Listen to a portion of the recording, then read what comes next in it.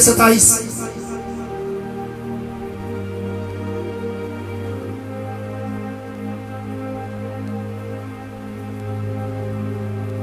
To this John replied, a person can receive only what is being given to him from heaven.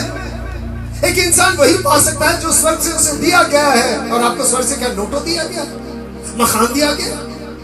ये तो आपने खुद बनाया, क्योंकि ये आपका खुद का जरूरत था, आपका खुद का अभिलाषा था।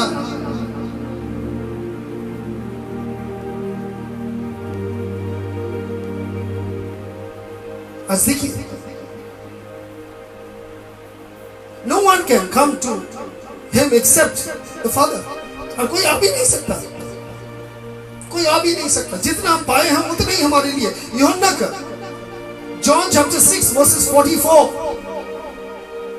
6:44, no one can come to me unless the Father who sent me draws them, and I will raise them up on the last day। कहता कोई भी मेरे करीब नहीं आ सकता जब तक पिता नहीं चाहता, और उनको मैं अंतिम दिनों में उठा के खड़ा कर दूंगा, बाकी को नहीं करूंगा, छोड़ दूंगा वैसे जहां है। 65 of the same verses, 65 इसी के 65 कलाम कहते हैं, that is why I told you that no one can come to me unless the Father has enabled them। कोई भी आ नहीं सकता जब तक पिता नहीं चाहता, जब तक पिता नहीं चाहता। मगर हम जो आए तो कहां आए?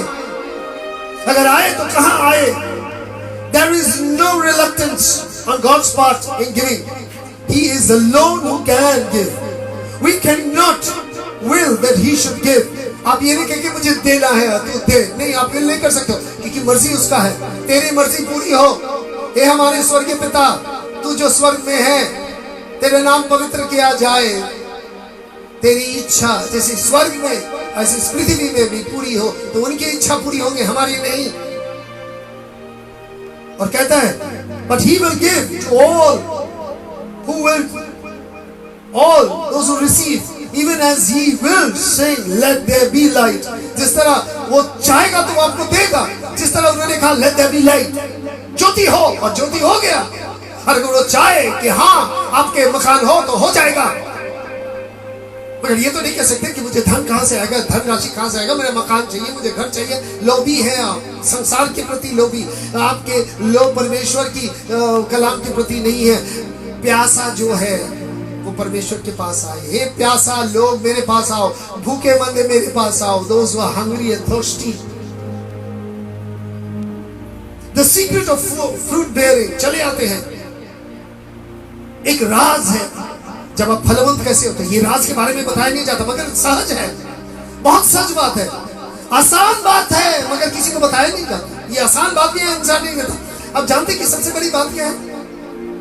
सिंपल वर्ड ऑफ गॉड को लेके एकदम कॉन्ट्रडिक्शनल बना के इतना बड़ा बना देता कि आदमी लोग तो सोचते रहते थे क्या बताया। मगर कभी कभार असली बात तो वो है कि बहुत मुश्किल, गंभीर डॉक्सोलॉजी, गंभीर डॉक्टरीन को आसान तरीके से बताया गया। इसीलिए मसीह ने स्वर्ग राज की गंभीर बातें कहानी में बता दी, छोटी छोटी कहानी को बयान कर दिया। और हम लोग ने क्या किया? अपने आप को पंडित समझते हैं, सिंपल कहानी को पकड़ के लेके ऐसा जटिल बना दिया। आधा आदमी समझता नहीं है, और जो बोलता है वो करता भी नहीं, वो खुद पालन नहीं करता। The secret of fruit bearing, as a branch cannot bear fruit by itself। सबसे बड़ी सच बात यह है कि डाली खुद अपने आप फल नहीं धारण कर सकता जब तक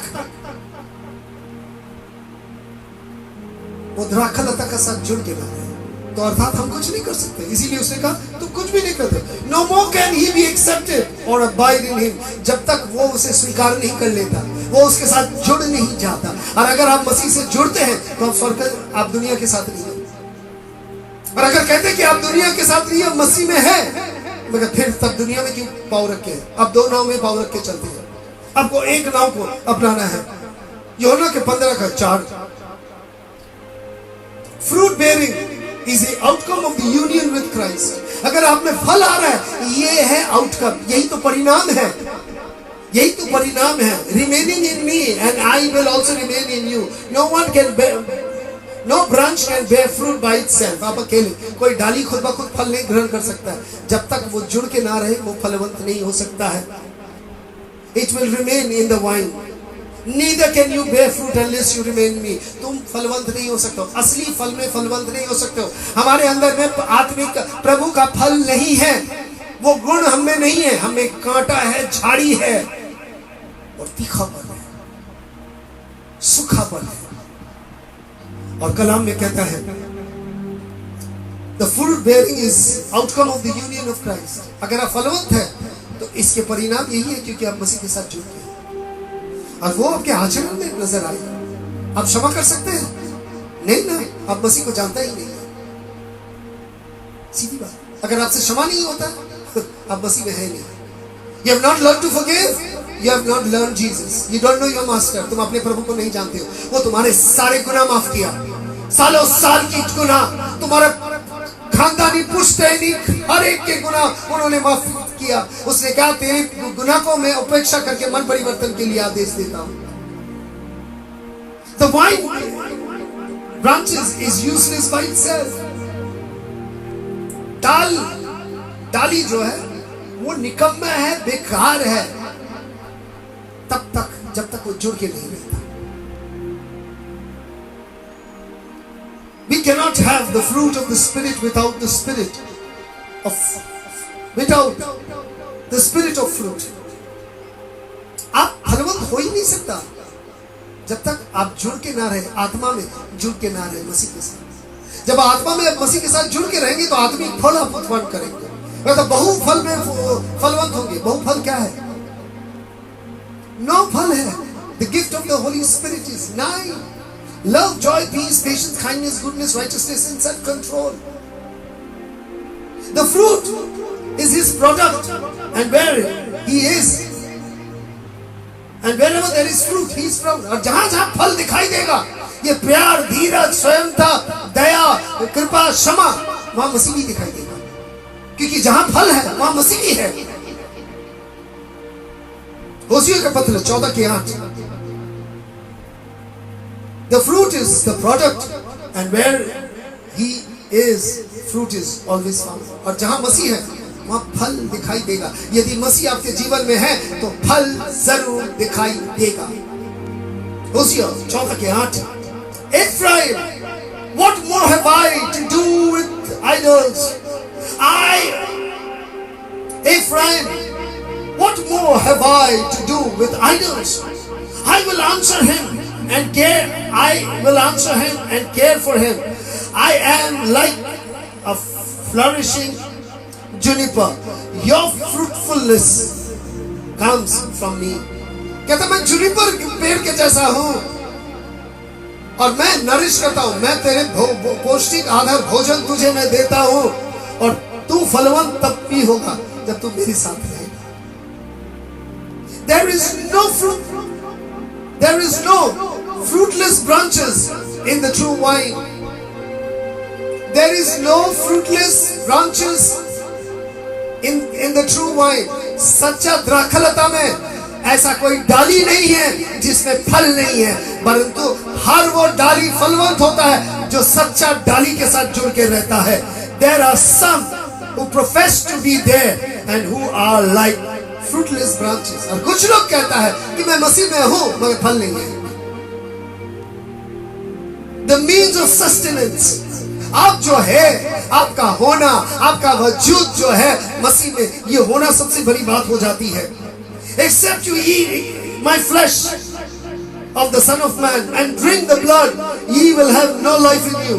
यूहन्ना की 6:53 53 यूहन्ना। And Jesus said to them, verily I tell you, unless you eat the flesh of the Son of Man and drink His blood, you will have no life in you. 2 चीज। अब आप कह देंगे तो बोलेगा वो रोटी खाना और द्राक्षरस खाना। छोड़िए भाई बहन, मसीह जिस दिन रोटी उठा के कहा था ये मेरा देह है, वो रोटी ही था जो उन्होंने खाया था। वो रोटी खाने के बाद भी जुडास उठ के निकल के जाके शैतान उसके अंदर घुस गए थे। अगर उसके अंदर में असली रोटी थे, वो कहता मैं स्वर्ग से उतरा हुआ जीवित रोटी हूं, वो रोटी कोई बनाया था। और अगर वो उठो ही मसीह का देह है तो सलीब में उसी को टांग देता, उसी एक तो रोटी रख लेता कि एक रोटी रख लेना, कल को सलीब में चिपका देना क्योंकि यही मेरा देह है। नहीं भाई बहन, it is a figurative speech. ये मुहावरा है कहने के लिए, ये मुहावरा है कहने के लिए कि मैं जगत की ज्योति हूं। दैट डजंट मीन मसीह एकदम आपको क्या कहेंगे हाइलोजन बल्ब है 1000 वाट का, दैट डजंट मीन दैट।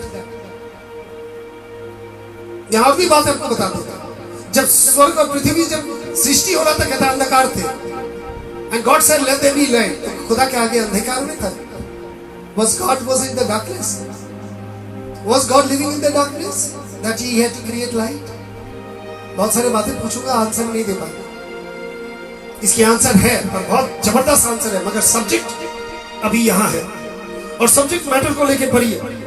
मसीह जब कहता है मेरे शरीर को तुम्हें लेना है, क्योंकि उसने कहा अब्राहम का आगे मैं था, अर्थात जो पहले से था वो कलाम था, that was the word, and unless you take the word, जब तक वो कलाम को आप नहीं लेते आपके अंदर में जीवन नहीं आएगा। और जो लहू जो बहाया गया था वो पाप धोने के लिए, वो शीरा नहीं था, वो पाप धोने के लिए वो लहू था।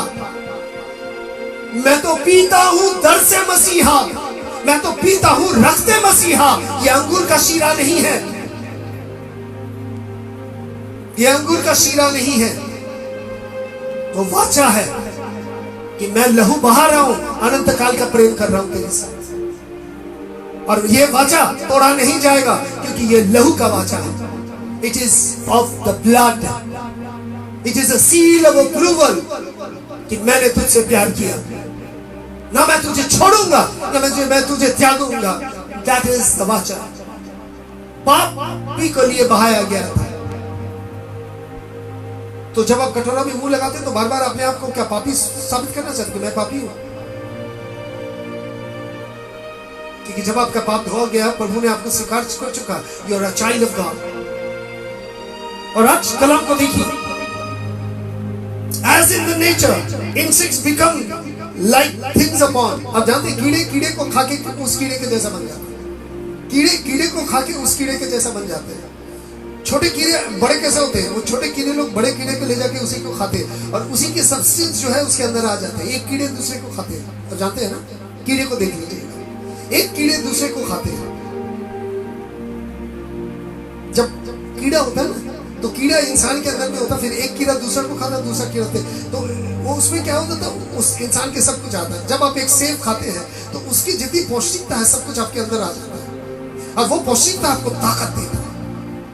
When you take an apple, it says an apple a day keeps the doctors away, अर्थात वो आपको इतना शक्ति देगा कि आप बीमार नहीं पड़ेंगे, रेजिस्टेंस पावर बढ़ा देगा, इम्यून सिस्टम बढ़ा देगा, ताकि आपको कोई भी बीमारी अंदर आए तो वो खुद ब खुद खत्म हो जाएगा क्योंकि आपके अंदर ताकत है। और खुदा के कलाम को जब आप लेते हैं तो वो आपके अंदर में एक ताकत, एक फौलाद बनाता है जो हर परिस्थिति, हर मुश्किल, हर गुनाह के विरुद्ध में खड़ा हो सकता, शैतान की योजना को वो तोड़ सकता है और शैतान के विरुद्ध में खड़े होकर वो उसे चुनौती देता है।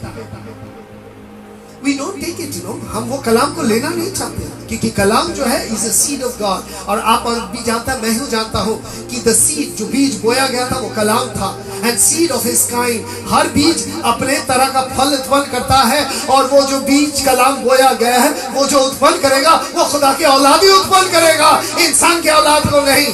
क्योंकि शरीर को जन्म देता है, आत्मा को जन्म देता है। और जाने के आगे बड़ी बात कह देता है, the way to get the truth of the word is to feed upon the word of God। अगर आप सच्चाई की कलाम को लेना चाहते हैं तो खुदा की कलाम को ही लीजिए, उसी को खाइए। वही असली रोटी है जो स्वर्ग से उतरा था। और आज भाई बहनों, may God bless you। खुदा आपको बहुत आशीष दे आज के दिन के लिए, आज के वक्त के लिए, आज के समय के लिए, ताकि खुदा आपके साथ चले, आप खुदा के साथ चले और खुदा आपको आशीषों में भर के रखे। So that you may be blessed wherever you go। आप जहां जाते हैं आप आशीष में ही रहिएगा, आप जहां चलते हैं आप आशीष में रहिएगा, ताकि खुदा आपके अंदर से महिमा पाए, जलाल पाए, और ये मेरी प्रार्थना, ये मेरी दुआ है, ताकि आप हर पल, हर समय, हर जगह प्रभु की आशीष में चलता रहे, पलता रहे। Thank you brother.